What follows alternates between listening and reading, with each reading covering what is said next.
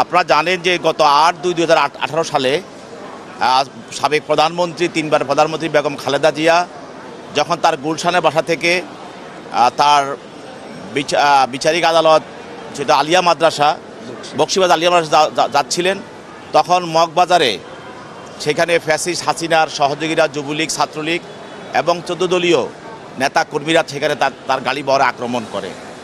এই গাড়ি বহরে আক্রমণ করাতে সেখানে অসংখ্য গাড়ি ভাঙচুর করা হয় এবং আগুন দিয়ে জ্বালিয়ে দেওয়া হয়। সেখানে নেতা কর্মীদের উপরে আঘাত করা হয় এবং তাদেরকে হত্যার চেষ্টা করা হয় এবং গুলি করা হয়, অনেকে সেখানে আহত হয় এবং ম্যাডাম খালেদা জিয়ার গাড়িটাকেও ভাঙচুর করা হয়।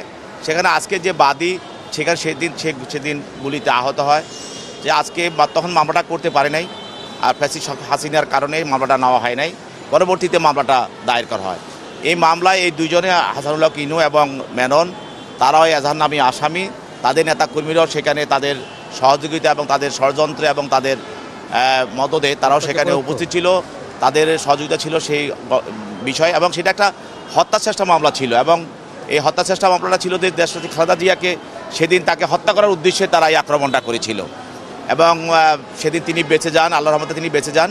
কিন্তু তার সঙ্গে যারা ছিল, সফরসঙ্গী, তার গাড়ি বহরে যারা ছিল, তাদেরকে আক্রমণ করা হয়, তাদের গাড়ি ভাঙচুর করা হয় এবং তাদেরকে মারধর করা হয়, গুলি করা হয় এবং তার বোমা মারা হয় এবং দেশীয় অস্ত্র ব্যবহার করা হয়, তাদেরকে নির্যাতন করা হয় এবং তাদেরকে আহত করা হয়। এই মামলায় তাদেরকে গ্রেপ্তার করে আদালতে উপস্থাপিত করা হয়। আর শাহবাগ থানায় একটি হত্যা মামলায় ফ্যাসিস্ট হাসিনার অন্যতম সহযোগী দীপু মনি, তাকে এই মামলা একটি হত্যা তাকে সন্দেহ করা হয়। আর রামপুরা থানার একটি মামলায়, অপর একটি মামলা, সেটাও একটি হত্যা মামলা। এটা হলো